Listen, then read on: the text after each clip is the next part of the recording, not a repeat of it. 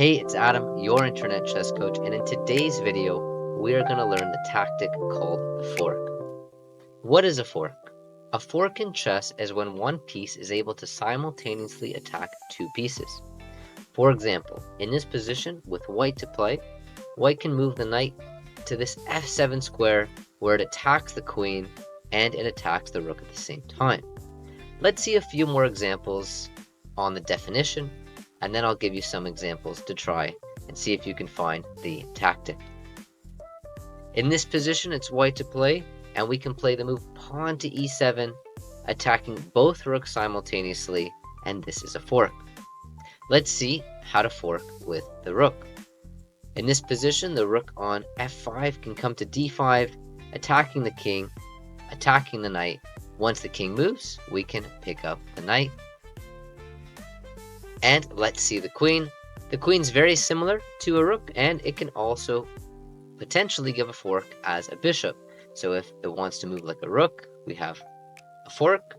And if it wants to move like a bishop, we also can fork like this.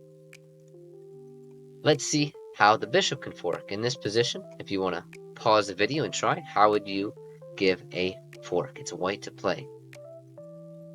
Okay, welcome back. White can play the move bishop d4, attacking the king, attacking the knight at the same time. Let's see another example. In this case, a piece that we typically don't think about in our minds is a piece that can give a fork, but it's actually possible, and it's the king.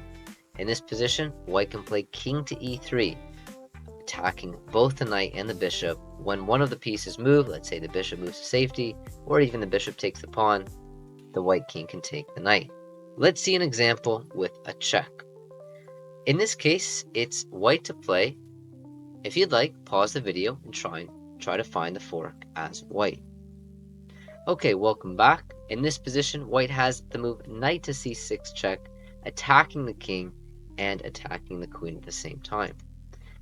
When you attack the most powerful piece, the queen and the king, and you're going to win the queen, this is sometimes referred to as a royal fork in the game, and it's something that we all enjoy creating on the board. Let's see an example that's a little bit more difficult. Here we're going to have to set up the opportunity to create a potential fork. In chess, things don't just happen in one move, it can happen in multiple moves and in sequences. So in this position, the first move for white is to sacrifice the rook, and after the king takes, the king doesn't have to take, but if he does, now we can finish off the fork tactic with knight takes f5, hitting the king, hitting the rook. Once the king moves, we can take the rook. Using the fork can be used for attacking purposes, but it can also be used for defensive purposes as well. In the next position, I'd like to show you how white can save the game using the theme of the fork.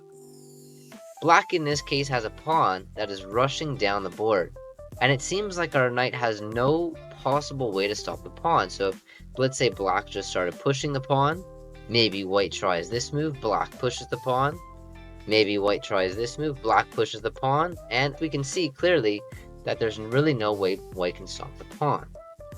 But the story is not over there.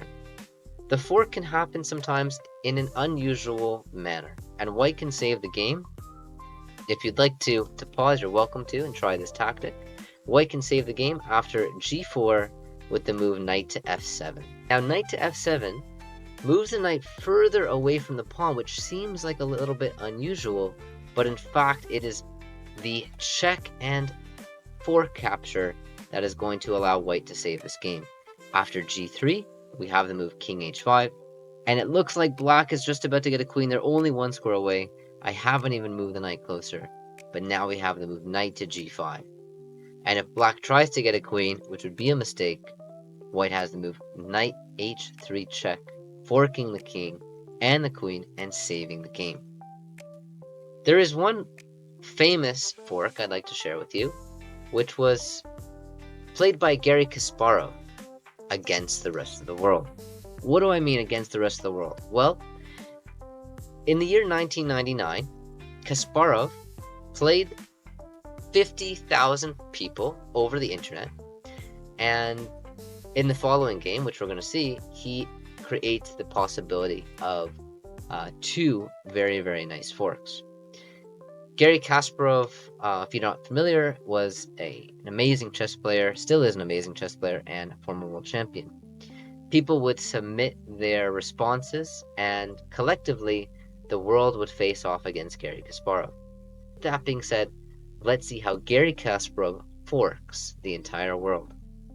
After e4, c5, knight f3, both sides start to develop, Kasparov getting his pieces out, he castles, he plays d4, he gets his knight in the game. Now he has the opportunity to create a fork. If you'd like, pause the video and try to see if you can find the way he played. Okay, welcome back. In this position, Kasparov played knight to c7, forking the king and forking the rook at the same time. After the king moves, he picked up the rook. Now, what's interesting is that after the queen captured on c4, it looks like our knight is hanging in the corner, but we can still use this element of a fork to create some other strategy involved in this position, which involves ruining the opponent's pawn structure. So even though the knight is hanging, the knight has no way to come back in the game. The rook is about to capture it. Kasparov played the move knight b6 anyways, hitting the king, hitting the queen, and creating the royal fork. Now in this case, the pawn of course is going to capture the knight, but at least white was able to ruin black's pawn structure. White went on to win the game, and with this being said, I hope you guys enjoyed today's video and today's lesson, and now can understand and how to utilize the fork and play it in your own games.